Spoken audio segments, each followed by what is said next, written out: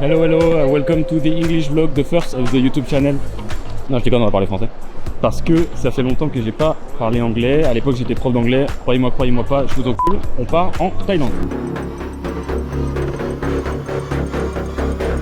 On est perdu, on sait pas où c'est. Excuse me, do you speak English? Welcome to Athelian World Asia.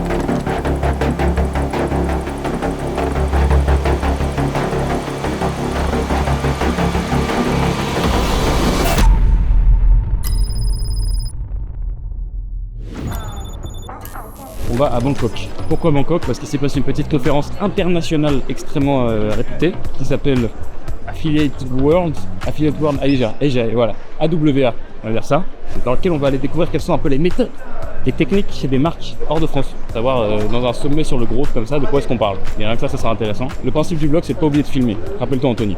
T'inquiète, je suis là pour ça. Parce qu'on a déjà essayé plein de fois de faire des vlogs. Enfin moi j'ai essayé. Toujours, j'oublie en fait de ressortir la caméra. J'ai le début du vlog, j'ai jamais la fin. Donc là on a le début, on aura la fin. Allez, on va poser la valise parce que je crois qu'on a plus que 5 minutes.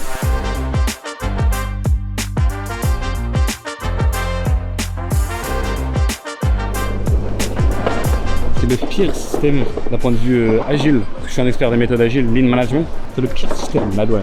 Il y a une queue là-bas de monstre. Tout bloque. Tu peux pas avancer les paquets là. Et il y a la queue derrière parce que tout le monde attend là. Toi, c'est séparé. C'est toi qui n'ont jamais testé. Ça va? Ça va? Ça va, Monto? Ça va? Tu vas bien? Ça va? Tu vas bien? Je check un peu ce qu'ils nous proposent aujourd'hui.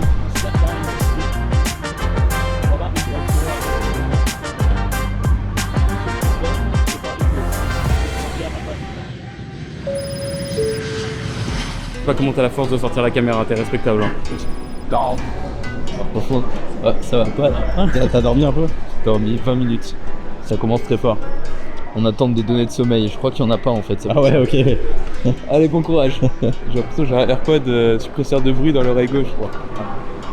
C'est terrible parce qu'en fait il fait chaud mais il fait froid. Et avec la clim qui te met le nez bouché là, c'est terrible. Mais en fait c'est la pire heure pour, je pense, pour partir avec ce pays là dans le décalage. Parce que là il est 3h du matin. Et même je mets plus de batterie dans l'Apple Watch, il n'y a pas rien qui marche. Je prends toute cette mal en patience.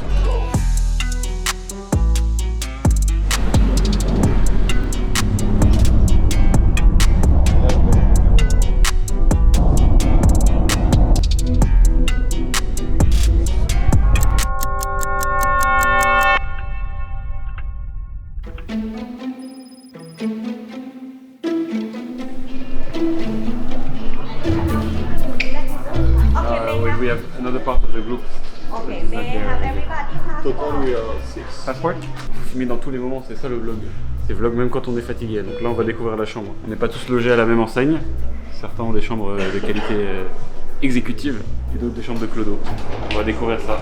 C'est au combienième? 26e étage. 26e, bah il n'y a pas de 26e. Non, 25e, 2500. On est sur le rooftop nous. On est là pour le taf. Ils ont pas parlé des piscines, hein? Swimming pool, fitness, spa, 9e. Spa. Moi je suis chaud, on fait un petit tour là-bas. Hein. Ouais, après ça coûte une gueule, mais moi ça c'est pas moi je suis. Tu penses pas ça un peu? Peut-être pour toi, pas pour nous. Il y en a qui veulent aller faire du sport, je crois. Je crois que c'est Paul. Paul il veut creuser l'écart. Je te jure que s'il va au sport, je lui mets même, je fais pas de sieste. Je me laisse pas creuser comme ça. Ça a pas mal. Bien dormir. Bonne clim. 24e étage. Elle est chelou l'architecture quand même ici. Hein. C'est un peu genre de tout quoi. Il y a des buildings un peu à l'américaine. Des trucs avec des toitures dégueulasses là. Ça a l'air original.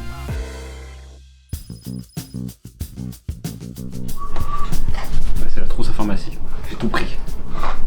Et là, on va prendre un matin, midi, ça c'est soir. Et là, en fait, le problème c'est qu'en France, il est 5h du matin, 6h du matin. Donc je pense que je vais prendre cela pour bien me concentrer. Et donc, tu vois, je pense qu'on va pas repasser à l'hôtel de toute façon. Enfin, je suis là, je suis bien, je suis installé, je vais tout prendre. Maintenant, en plus, j'ai une capacité, comment on appelle ça, d'avalage, d'avalement. Ça sera pas détourné. Je vais en prendre une 25 d'un coup avec ça. Et je vais vous montrer. Ça va prendre un peu de temps là, quand même de tout servir, hein, donc je pense que tu peux aller faire une petite sieste. Toujours pas parti. Donc ça c'est du Tribulus. Et pour la testostérone. C'est pas du dopage. Par rapport à des gros muscles. Ça c'est pour la digestion. Des prébiotiques. J'ai cassé mon pot. J'ai cassé le pot Anthony, vraiment. Je peux pas m'en servir. En plus, j'en avais bien besoin, je sais quoi manger des trucs épicés là. Bon, on prendra à la fin. C'est pour la concentration, ça. Active curcumine. Mais putain, mais pourquoi tout est neuf? J'ai tout remplacé ou quoi? J'ai pris les mauvais pots, je crois. J'ai dû partir en trombe. Parce que je le pète pas, c'est mort. Je suis en train de découvrir mes produits, alors c'est 3 mois, je les prends. Oméga 3, c'est les bonnes graisses de poisson. Faudrait que je me fasse sponsoriser quand même. C'est qui là un peu là? Un bon ambassadeur, bah j'ai 2 marques là, j'ai NutriPure et j'ai Raptor Nutrition. Je ne touche d'argent d'aucun des deux. Aucun me donne de chèque. On m'avait filé des liens d'affiliation en plus pour son programme, mais j'ai oublié de les mettre.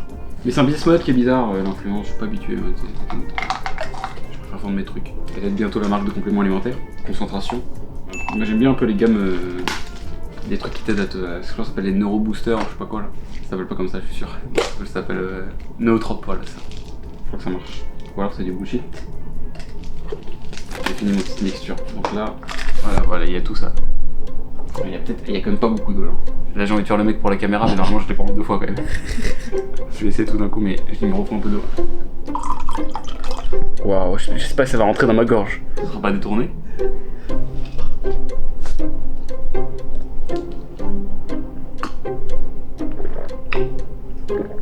Bah si ça rentre. Ça finit toujours par rentrer.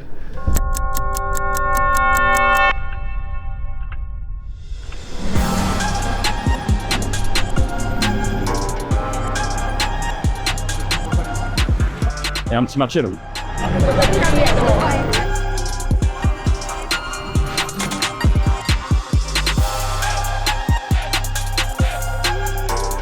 La mission c'est qu'il faut se rendre à Nana Plaza.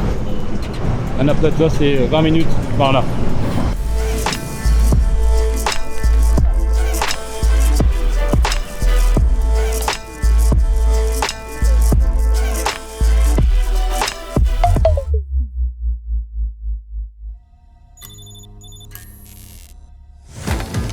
Bon allez les amis, c'est bon, on va pouvoir y aller.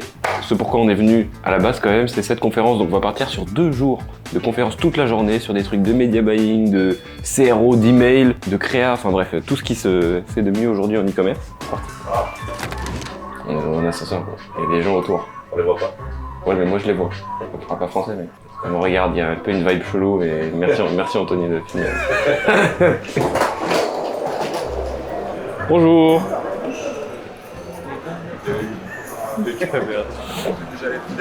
Non, on y va, ok. Bah les gars, on bouge hein.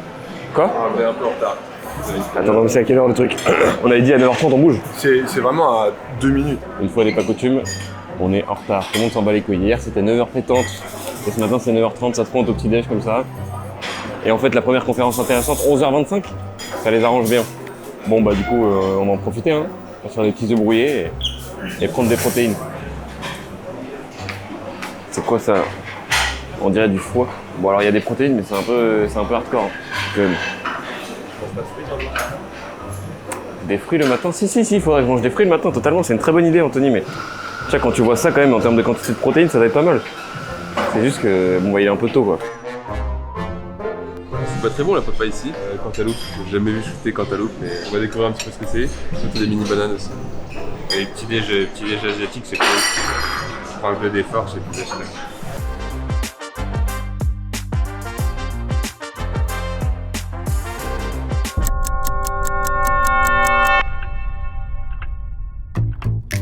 Bon c'est parti, normalement on n'est pas très loin du centre, je crois qu'on est à 5 minutes à pied donc ça va, la route devrait pas être trop longue. J'ai pris un petit pull quand même parce que 33 degrés, faudrait pas choper froid. Oui, j'ai quand même réussi à choper froid. Et welcome. C'est les trucs à l'américaine, tu sais, c'est toujours dans des hôtels. Donc là j'imagine que c'est au milieu du centre commercial, on va voir. J'ai déjà rencontré un mec dans l'hôtel par contre qui allait à la conférence. Un mec assez puissant, il gagnait beaucoup d'argent. Mais je pense qu'on va rencontrer beaucoup de gens qui gagnent beaucoup plus d'argent que nous Anthony. Donc peut-être quand on rentrera on aura envie de faire un autre business. On va demander. Don't speak English and I don't speak Thai, so end of communication. Le problème c'est qu'on n'a pas d'internet. On est perdu, on sait pas où c'est. Je suis passé grand ici, il n'y a rien qui est indiqué. Je suis même pas sûr que si je monte l'événement les gens ils sauront, mais on va tester, je vais demander ici. Hey, excuse me, do you speak English? Little bit, sorry. We're looking for an event. Do you know if somewhere here Yes. there are events? Event? A conference? Many, yes, sir. You can. Upstairs or this way?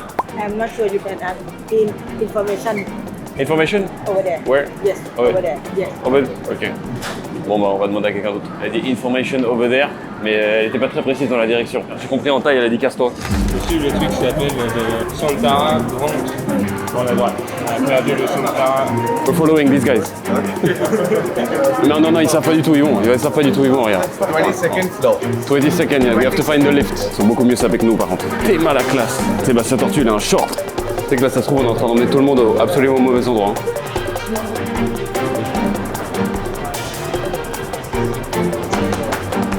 On va trouver. Allez, on y va. C'est compliqué à trouver par contre. S'il y a personne qui t'invite, tu peux passer 1 heure perdu dans le centre commercial. Et là, normalement, la conférence est censée apparaître de nulle part. Comme une oasis dans le désert. C'est bon, c'est bon. Donc là, il va y avoir du dropshipper, les potes. Hein. Welcome to Athelian World Asia, ladies and gentlemen. We bring in the pain.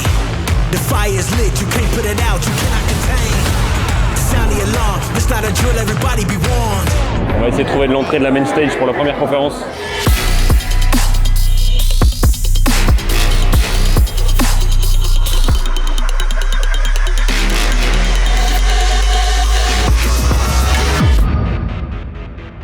Bon les petits potes, on est de retour à la chambre, je vais pouvoir vous faire un débrief de cette journée. Il y a eu quelques conférences intéressantes et je voulais revenir en détail un peu dessus pour vous donner plus en profondeur les trucs que j'ai appris. La première conférence qui m'a pas mal marqué, c'est celle sur les VSL.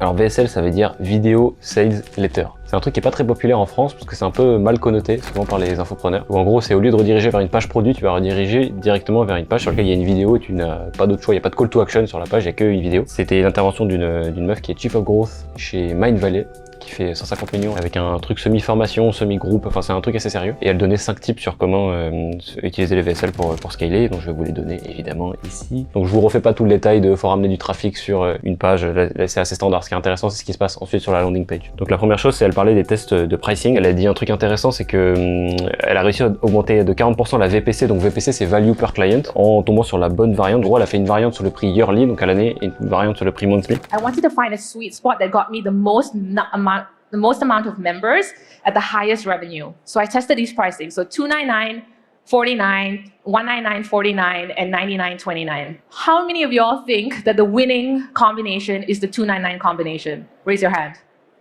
No one. Okay. How many of y'all think that the winning combination is the $199 version? Raise your hand. More people? Okay, great. How many of y'all think the $99 combination is the winning combination? Raise your hand. Okay. So the truth is, the winning combination was the $299 version.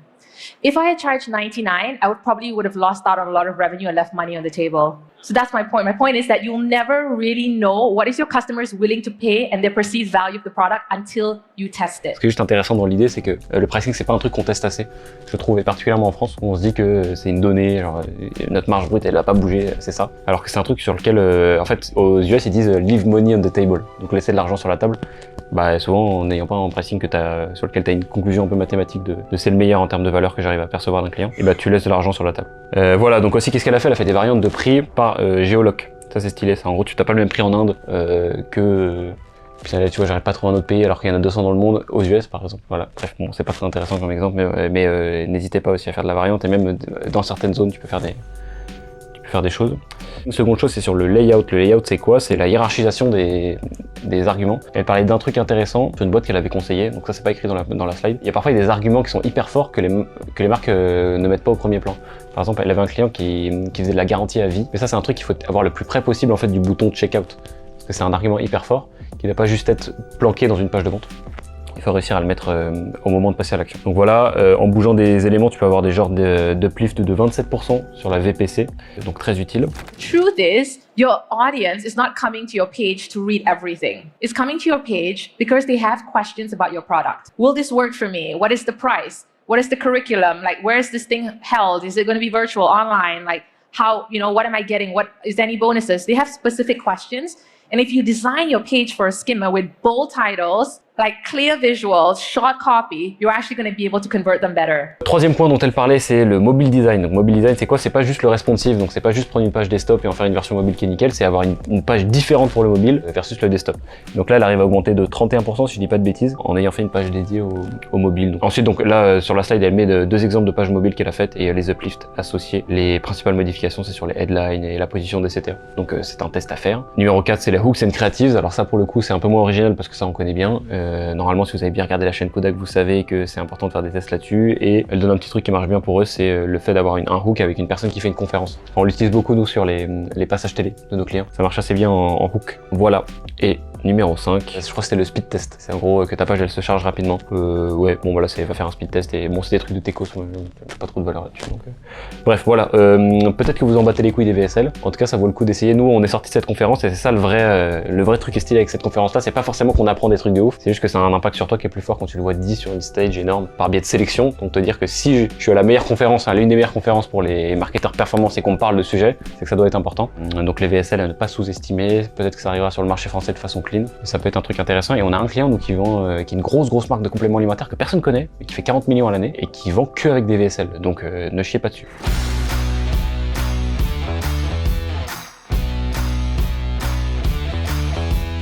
On passe à celle d'après, c'était donné par Triple Whale. Alors Triple Whale, c'est une solution d'analytics pour les e-commerçants dans lequel voilà, ils te mettent toutes tes datas au même endroit. Je crois qu'au début ils se sont pas mal fait une place sur le marché en vendant un genre de pixel miracle qui battait iOS 14 et qui est un peu passé sous le tapis depuis parce que bon, c'était un mytho. Mais donc ils ont quand même la chance d'avoir 1 milliard de revenus traqués dans leur plateforme. D'ailleurs ils balançaient un énorme flex, je crois que sur Black Friday il y avait 11% du revenu de tous les sites Shopify qui passaient par Triple Whale. C'est pas mal. Donc du coup bref, forcément ils vont nous filer des analytics. Elle est en train de nous parler du Black Friday là. Apparemment 1 milliard de spend analysé quand même. Et donc qu'est-ce qu'on découvre? C'est que c'est Meta qui est toujours devant. Voilà. C'est comme l'année dernière. 70% du spend des e-commerçants dans le monde est fait sur Meta. 27% sur Google. Et très peu sur Snap, TikTok et Pinterest. Mais ce qui est intéressant d'ailleurs, c'est que c'est TikTok qui est devant. C'est parmi les tranquilles là. C'est un peu ce que j'avais déjà vu en France, donc ça rassure. Je suis content de voir ça parce que j'avais déjà fait cette analyse là dans une étude qu'on avait publiée du coup, qui a été publiée par Alma et Carmen, qui sont des boîtes françaises que vous connaissez peut-être pas mais qui ont fait une super étude dessus. Et moi je commentais la partie sur les canaux et je constatais en fait la même chose en France sur le fait que TikTok était en train de devenir le 3e canal, qui était la prétention qu'avaient Pinterest et Snapchat, sans jamais vraiment réussir à le faire. Là c'est cool parce que non seulement 7% c'est très haut, et ensuite ça double d'une année à l'autre et ça fait vraiment écho à ce qu'on a vu se passer chez TikTok, c'est-à-dire t'as des vrais progrès sur le pixel et sur les campagnes de conversion, qui sont ce que cherchent tous les annonceurs. Donc très intéressant.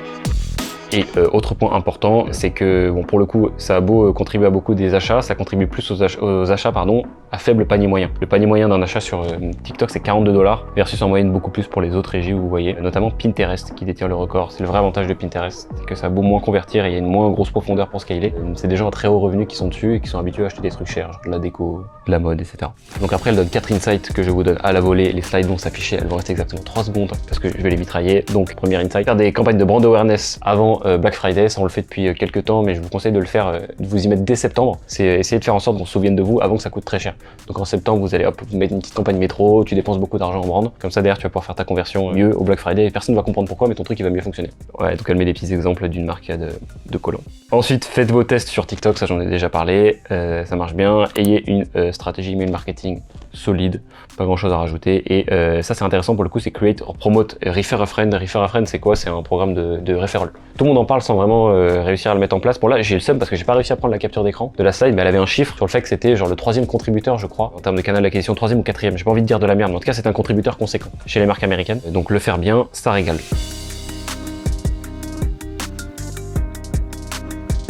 And so this is what we're selling.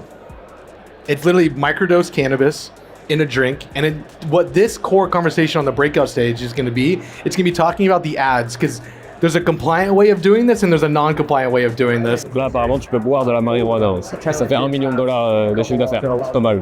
En 10 mois. 8 mois.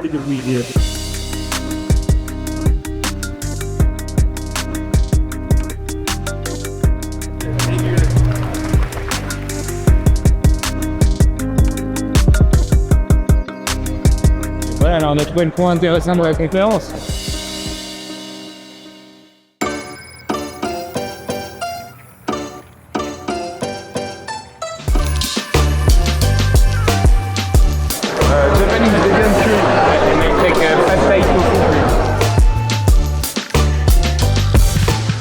y a deux faits intéressants sur ce salon, sur la population de gens qui s'y rendent. Le premier, c'est qu'il n'y a pas un Français. Et le deuxième, c'est qu'il n'y a pas une meuf. Bon là, il y a une meuf qui vient de passer comme par hasard. Il y a bien 2% de meufs. C'est un travail de mec en slip dans sa chambre qui prend pas de douche. C'est mes deux insights de la journée, voilà. Suivez-moi pour plus d'astuces. Matinée done. On vient de manger là. Donc ce matin des petites conférences sympathiques. Je pense qu'il y a pas mal de choses qu'on peut packager de façon un peu propre et proposer à nos clients derrière, parce que le but c'est qu'on fasse un petit récap à tout le monde. C'est assez sympathique, donc ça donne pas mal d'idées. Cet après-midi, on a encore quelques confs qui arrivent. On va sur notre cul et écouter des gens raconter des trucs intéressants, donc très sympa. Et on est du coup sorti sur Renault. On est combien de team du coup, 22e étage. Hein. J'ai pas trop envie de me pencher parce que j'ai le vertige. En fait, ici, c'est une population d'individus un peu spécifique, parce que c'est pas des marques e-commerce, c'est même pas des agences, c'est des affiliés. Les affiliés, en fait, c'est des réseaux de personnes qui envoient du trafic vers un certain type de produits, même pas de marque. Donc en fait, ils t'envoient des leads et après, ils prennent des commissions dessus. Donc c'est vraiment la performance de la performance, parce que c'est vraiment des gens qui sont accros sur le ROI. Si on arrive à packager ça, tu le prends, tu nettoies un petit peu et tu donnes aux clients français. C'est comme ça qu'on crée l'avantage comparatif Kodak.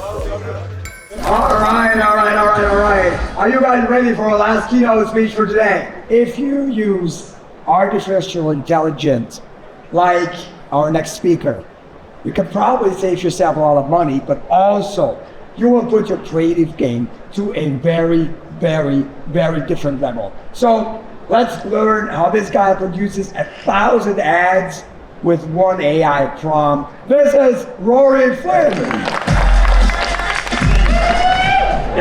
La dernière conférence dont je voulais vous parler, c'est une conférence qui a été donnée par Rory Flynn, qui est une agence qui fait des créas en full IA. Donc il t'expliquait comment est-ce qu'à partir d'un prompt, tu peux construire 1000 publicités, et c'était intéressant. J'en ai retenu plusieurs trucs assez pratiques, mine de rien, parce que je me suis pas beaucoup penché sur Midjourney, etc. Donc lui, en utilisant Midjourney, Figma et ChatGPT, il arrive de façon assez intuitive à t'expliquer en 20 minutes comment est-ce qu'il fait. Donc il prend chaque étape du funnel. Really what it is, we're just reverse engineering an image. So we're going to break an image down into visual building blocks that we can then take and generate 1,000 more pieces of creative from it. This is the process. Essentially what we're going to do here is we're going to collect our assets, then we're going to use the describe function in Midjourney, then we're going to fine-tune this in ChatGPT, then we're going to go back to Midjourney and use an image prompt, then we're going to iterate. But sounds like a lot. I'm going to walk through this step by step so you guys can see the progression. Mais en gros, ce qu'il fait, c'est il avait une photo du coup de la Formule 1 Red Bull. Il disait je veux créer des pubs à partir de ça. Je veux créer 1000 variantes de cette pub et qui ressemblent le plus à cette photo-là. Il va utiliser ChatGPT pour lui dire décris-moi cette image. Comme tu la décrirais à un photographe, donc il va lui dire des trucs super précis, genre ça a été pris avec un objectif de telle taille, etc., dans tel style de photographie, etc. Et donc toi ensuite tu vas filer des assets et globalement tu vas dérouler un process que je vais pas vous dérouler là, mais si je vous mets la slide dans laquelle il déroule, c'est 5 étapes. Le résultat est assez bluffant des trucs qu'il arrivait à avoir. This is our results. Now, I think we nailed it. This is pretty damn close. This is about as close as it's going to get. Jusqu'ici, j'ai l'impression que c'était un peu obscur de comment s'en servir opérationnellement. Et là, ce mec, il vient de nous montrer comment, sur une marque, il arrive à créer en 1 heure 1 millier d'ads. Et ce qui est cool aussi, c'est qu'il montre bien que l'IA ne remplace pas notre travail, mais juste comment est-ce que tu réduis le temps en fait, que tu passes à devoir copier des trucs de merde, générer des trucs de langage et tout. Moi j'ai bien aimé la partie où il dit que tu peux décrire une image, quand tu galères à dire c'est quoi le style d'une image. Tu prends une image, tu dis ok, elle a été prise avec tel objectif, etc. Et à la fin tu comprends en fait à quel point c'est puissant, c'est pas magique et ce sera un vrai métier d'utiliser ces trucs. Voilà, plus de créa dans les packs starter. Exactement. C'est assez cool parce que nous, en fait, pour Kodak, ça va être sympa, notamment la dernière partie où il parlait des templates. Il explique comment qu'à partir d'un template, il peut le remplir de 1000 façons différentes. On fait beaucoup de packs de créa chez Kodak et on peut rajouter une centaine de variantes en fait avec la méthode qu'on a appris là. Faut juste se pencher un peu dessus et souvent la raison pour laquelle les gens font pas d'IA, c'est parce qu'ils savent pas que ça existe et que ça peut marcher pour eux. Donc là, ça nous a un peu ouvert l'esprit là-dessus et dès qu'on en saura un peu plus, on manquera pas de vous faire des vidéos.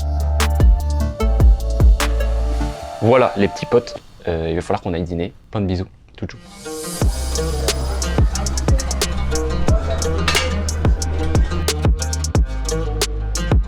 Can I get chicken, please?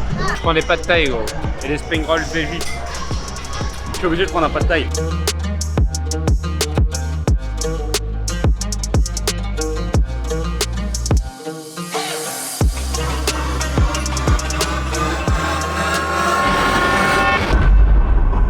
On est là ensemble dans un taxi et on se dirige vers une partie sombre de Bangkok.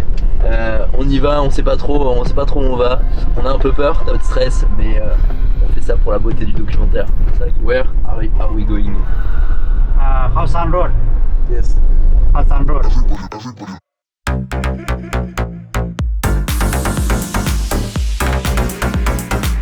Je crois que ça ressemble, et je crois que c'est un peu comme celui de Cowboy hier soir. C'est-à-dire c'est une rue dans laquelle il y a beaucoup d'alcool et beaucoup de ladyboy. C'est le signe d'un endroit intéressant à Bangkok. C'est parti, rendez-vous à Khao San Road.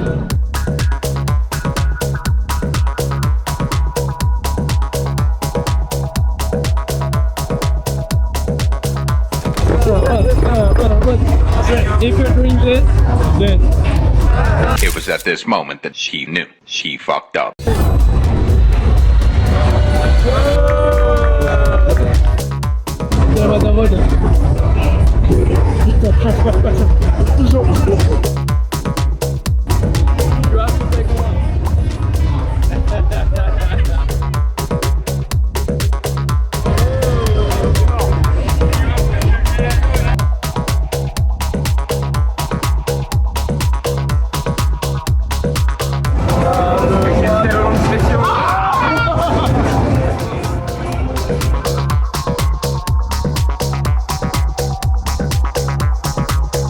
Bon, bisous, profitez bien.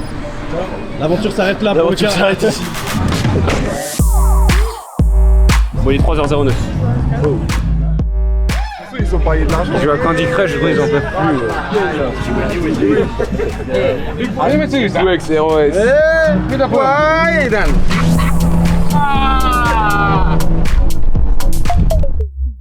C'est passé tellement de choses, gros. Où est-ce qu'on s'est perdu?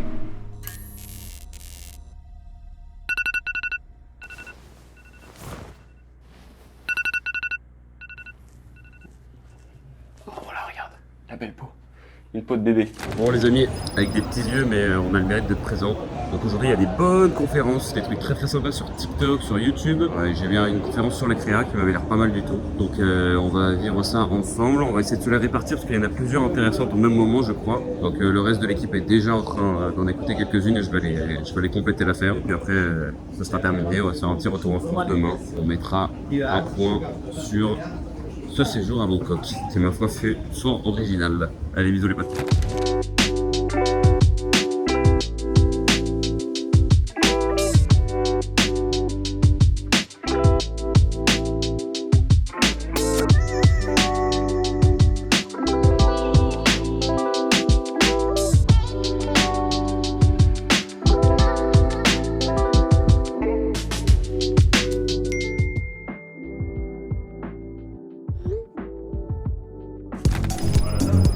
Regarde-moi ce cas avec le petit coucher de soleil.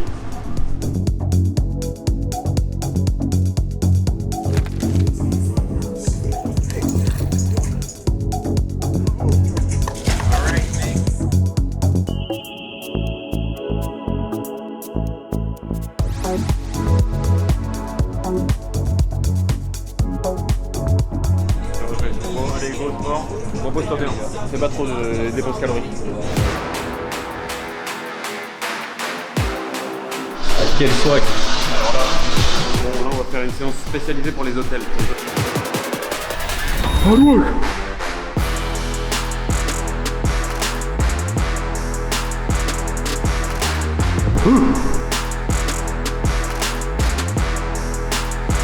Je crois pour la tennis. C'était la dernière. Le travail est fait, on va essayer d'y retourner demain. Comme ça, avec une fois au retour, ça fera 4 dans la semaine. Et on aura maintenu la moitié du contrat. On n'a pas couru. En plus, j'ai pris le chaussure de running ici. La température, ça rend les choses compliquées. Bref, j'ai trouvé mon excuse. On va aller prendre une petite douche, s'habiller. Et je crois qu'on va aller dîner après. On y va? On va faire un petit débrief de cette journée, si ça vous va. J'ai 3 trucs à vous partager. De la journée qui fut un peu moins bien, il est vrai, que la première. On est arrivé, la première qu'on a vue, c'était sur TikTok. J'avais beaucoup d'attentes sur cette conférence qui était titrée, je crois, un titre bien à l'américaine encore, Supercharge your creative strategy on TikTok, leçon from 1 million in ad spend, un truc du genre. Bon, le mec à la fin il disait pas grand chose. Il décrivait un process qui était assez classique en fait, de creative testing, de comment tu t'inspires des compétiteurs, etc. Bref, il y avait rien de groundbreaking comme on dit, mais il y avait un truc que j'avais trouvé stylé. C'est une petite technique sur comment trouver des des idées à partir d'une vidéo. Donc il dit qu'une vidéo en fait finalement c'est une combinaison de 4 trucs. C'est le hook, donc l'accroche, le visuel, la story et le call to action. Et finalement au lieu d'essayer de chercher des variantes de ces trucs là, tu peux évidemment remplacer chacun des blocs pour en créer. Tu peux essayer de te dire comment est-ce qu'avec une combinaison donnée, je peux me poser la question de comment je rends ça 5 fois plus fou. You ask a simple question. What would this hook, visual, story, or call to action look like if it was 1 times, 2 times, 3 times, 4 times, or 5 times crazier? I'm telling you, if you do this, you're gonna come up with ideas that you never would have come up with before. Alors ça peut sembler assez con, mais ça marche assez bien en fait. Quand tu prends une vidéo, tu te dis comment est-ce que ça peut être encore plus dingue. Et comment est-ce que ma nouvelle version elle peut être encore plus dingue que celle d'après. Et en fait, tu peux créer des variantes d'une même vidéo juste en simplifiant la réflexion créative à des trucs assez simples. Donc tu vois l'adjectif dingue. En fait, on peut remplacer ça avec tous les adjectifs de la Terre. Comment je peux rendre ce truc encore plus intéressant, plus intriguant, encore plus mathématique, encore plus logique, etc. Et ça rend en fait le process d'idéation beaucoup plus simple, je trouve. Évidemment, vous comprenez que ça s'applique pas juste à TikTok, hein, c'est pour n'importe quel process de production créative. Seconde chose dont je voulais vous parler, il y avait un sujet que vous connaissez peut-être pas, enfin, que moi je connaissais pas avant de venir, qui était assez présent dans plusieurs conférences. Ça s'appelle le search arbitrage. Il y a des gens dont le métier c'est de faire de l'arbitrage entre le prix des clics selon les registres. Par exemple, sur une plateforme donnée, je sais pas, je cherche un dentiste à Buenos Aires, et ils vont regarder, bon bah écoute, la requête dentiste à Buenos Aires, elle me coûte, je sais pas, 50 centimes sur Bing, et en fait, il y a une autre personne qui est prête à me la racheter plus cher sur une autre plateforme. Et donc là, il y a plein de service providers qui sont entre les deux qui permettent de le faire. Mais il y a d'autres façons aussi. Donc en gros, entre les deux, ils foutent un site internet. Donc quand tu tapes là-dessus, ils se mettent en référencement payant, tac tac. Ils peuvent le faire avec TikTok aussi. Ils te renvoient vers une interface entre les deux qui est la leur, sur laquelle ils l'ont monétisé avec des pubs. Que du coup, à chaque fois que toi, tu vas cliquer sur une des pubs de leur site internet, boum, ils vont gagner de l'argent. Et s'ils ont acheté leur clic 50 centimes et qu'ils gagnent 70 centimes à chaque fois que toi tu cliques sur leur pub, et ben ils ont gagné 20 centimes de marge. C'est un arbitrage. Alors je sais pas si c'est très bien expliqué parce que j'ai appris vraiment hier le mot. Donc, si vous voulez vous renseigner un peu là-dessus, c'est souvent des gens qui ont pas mal d'astuces à donner sur la performance millimétrée, etc. Des trucs moins intéressants pour les e-commerçants parce que c'est pas nos sujets de tous les jours, mais je trouvais le sujet intéressant. Et la troisième, qui était la plus intéressante, c'est une qui était donnée par le fondateur de Raycon. Donc Raycon, c'est la marque d'écouteurs. Et en fait, donc lui, c'est le fondateur aussi de PIC 21. C'est le fonds qui investit dans des boîtes e-commerce. Ils ont un portefeuille qui fait 200 millions de chiffre d'affaires, dans lequel il y en a pas mal, dont Raycon est une des belles. Donc il montre la courbe de croissance de Raycon, que vous voyez s'afficher là avec cette petite photo que j'ai prise durant la conférence. Ils font 80 millions en 2021 et je crois qu'ils vont faire plus que 100 cette année. Et c'est notamment lié au marketing par influence, aux influenceurs quoi, tout simplement. Ils payent des créateurs et en particulier 70% de leur spend influence part sur YouTube, ce qui est assez original. Pourquoi est-ce qu'ils choisissent YouTube? C'est parce qu'ils disent que c'est l'une des seules plateformes qui peut être vraiment evergreen. Ça veut dire que quand tu fais un sponsoring sur une vidéo, bah, en fait contrairement à Instagram où la story elle va disparaître, bah, la vidéo elle est trouvable sur le long terme. Surtout si tu fais des vidéos qui peuvent être bien référencées en SEO. Il dit d'ailleurs que si tu te lances en influence et que tu as un petit budget, il faut que tu essaies le plus vite possible d'avoir une vidéo review honnête. C'est-à-dire tu payes un créateur pas pour dire ah ma marque elle est super, pour faire simplement une review, un testimonial sur ton produit, ce qui permet en fait de bien remonter derrière quand il y a des recherches qui sont faites sur YouTube et sur Google du coup pour ton produit. Voilà, et donc il donne son plan d'action que j'ai trouvé super pour identifier et scaler du marketing par créateur. Ce qui est intéressant surtout, c'est comment est-ce qu'il fixe son CPM ceiling. Let's start with the CPM ceiling. Here are some dummy influencers. They're completely fake, but that should give you an idea of how we think about things at Peak 21. Et là, par exemple, il prend un petit tableau dans lequel il fait 3 influenceurs fictifs. Il y en a un qui fait de la photo digitale, l'autre qui fait de la cuisine et l'autre qui fait du gaming. Et en fait, il fixe ses CPM selon à quel point est-ce qu'il connaît la rentabilité des créateurs selon cette niche. C'est un truc que tu peux pas inventer, mais quand tu commences à avoir fait un peu d'influence, tu sais que certains sujets résonnent mieux avec l'audience. What we want to ask ourselves is, what are we willing to spend? What is the max amount we're willing to spend?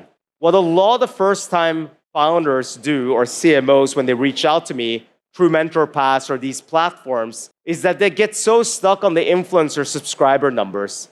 Again, what you want to look at is their views. Ce qu'il va faire, c'est qu'il va calculer le nombre de vues moyen des 15 dernières vidéos. Il va regarder s'ils ont déjà fait des placements de produits avec d'autres marques. D'ailleurs, il disait dans la conférence, quand il répondait à une question, que pour prendre le moins de risques possible quand il commence avec un influenceur et qu'il ne le connaît pas, ou alors qu'il commence avec une marque et qu'il veut commencer le marketing d'influence, il va prendre des marques sur lesquelles il y a déjà eu des placements avec les concurrents. Ce qui est assez original, parce que tu peux penser que t'auras pas trop envie en fait que le créateur il montre deux marques différentes. Bah lui, il fait totalement ça. Je trouve ça assez stylé parce que c'est un peu contre-intuitif. Et donc là, il montre un petit tableau, il dit comment est-ce qu'il calcule, et après voilà, bon, il fait sa petite sauce, il multiplie le nombre de vues par le CPM, etc. Et ça lui donne voilà, un tableau de pilotage. Donc ça c'est la première chose qui est importante. Et la slide d'après, qu'est-ce qui est stylé, c'est qu'il dit que si tu veux te lancer dans le marketing d'influence YouTube et que t'attends du court terme, tu vas te manger la gueule et donc t'auras jamais accès au niveau de rentabilité que ça donne vraiment sur le long terme. Et pour ça il faut le voir comme un investissement long terme. Ça veut dire qu'il faut se dire que tu vas récupérer l'investissement que tu as fait sur un influenceur sur 30, 60, 90 jours. Et donc il fait un petit tableau où il va essayer en fait de répartir, il traque sur des cohortes quand est-ce que les achats ils arrivent. Il dit qu'en moyenne, lui, pour sa marque, il y a 50% des achats qui ont lieu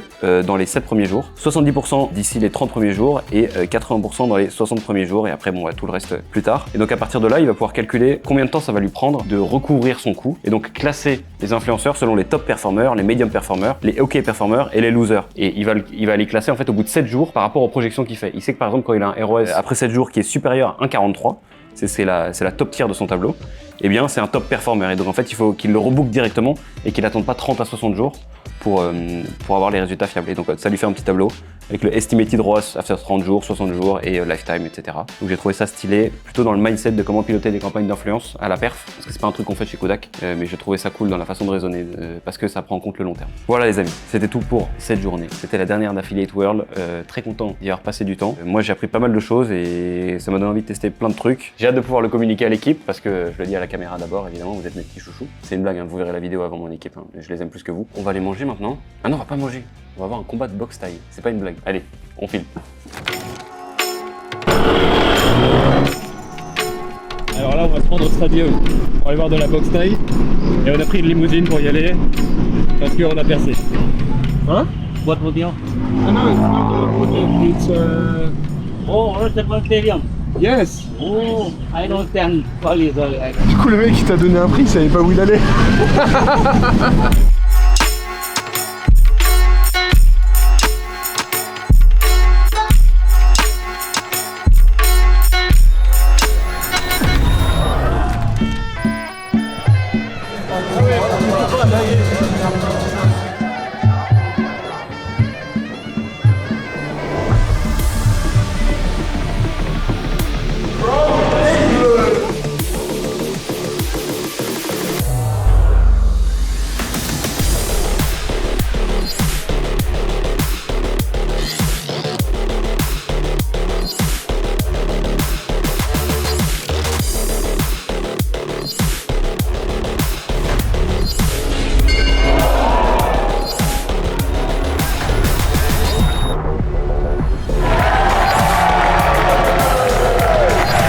déjà un bateau qui a tapé un taille. C'est parfait.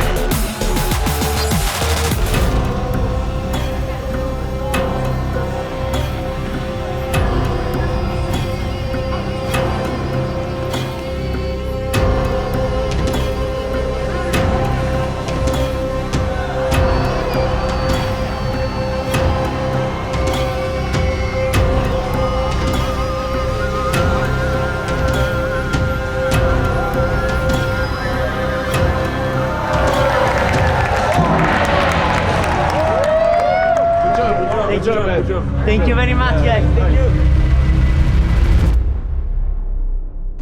J'ai cuit alors Anthony. J'ai cuit, c'est à la fin, là. Faut rentrer là. On a plus d'énergie. Mais on a bien mangé. On n'a pas parlé de la boxe. Vous avez kiffé la boxe? Incroyable. Très impressionnant. Et à la fois ça donne envie de s'y mettre quand même un peu. Ça donne envie de bagarrer un peu. Ce serait marrant de faire des inter-entreprises de bagarre.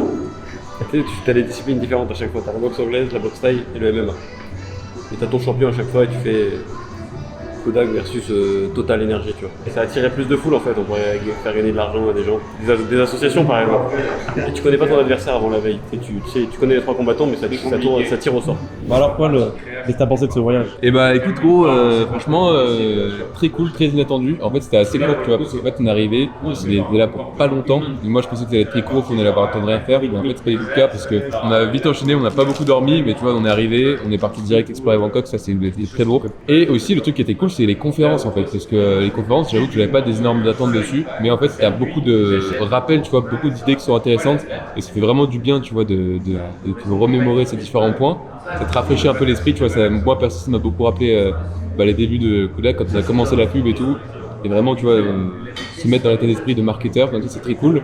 Aussi ce qui est bien c'est que t'as quand même pas mal de gens qui ont la dalle, tu vois, qui ont beaucoup d'ambition, donc toi aussi ça te redonne un peu cette énergie là, et aussi surtout ça te remet dans un mindset de marketing qui est vraiment très focus sur le client final. Tu vois, c'est très américain finalement ce truc là les speakers, ils ont quand même pas mal montré des marques, tu vois vraiment de la pub au site web, à tout le détail qui est donné sur le produit, c'est hyper orienté vers le client et vers le fait de lui donner un truc kiffant, une expérience agréable. Et du coup, ça, je pense que c'est un truc c'est vraiment un truc que je retiens, tu vois, de toutes les confs, c'est essayer de faire kiffer un max les clients.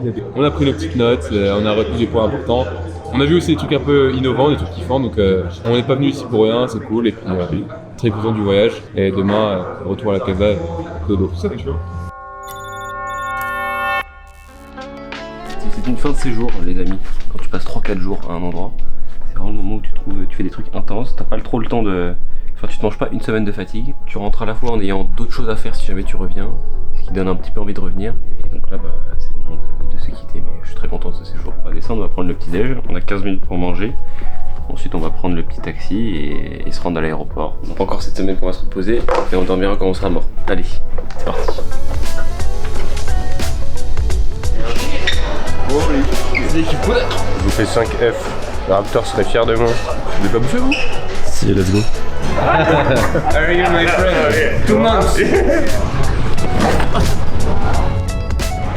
13 heures de vol, ça va être sympa. Toi tu vas pouvoir commencer à me monter. C'est dégagé, il est interdit de fuir. 13h écoulées, c'est beaucoup plus vite qu'à l'aller. On va pouvoir clore ce vlog en beauté, parce qu'on n'a pas oublié de sortir la caméra. Donc, mesdames et messieurs, ladies and gentlemen, thank you very much de nous avoir suivis jusqu'à Bangkok pour Affiliate World Asia 2023. On se retrouve plus tard dans de nouvelles aventures et peut-être dans un nouveau vlog si vous avez bien aimé celui-là. Je vous embrasse et abonnez-vous.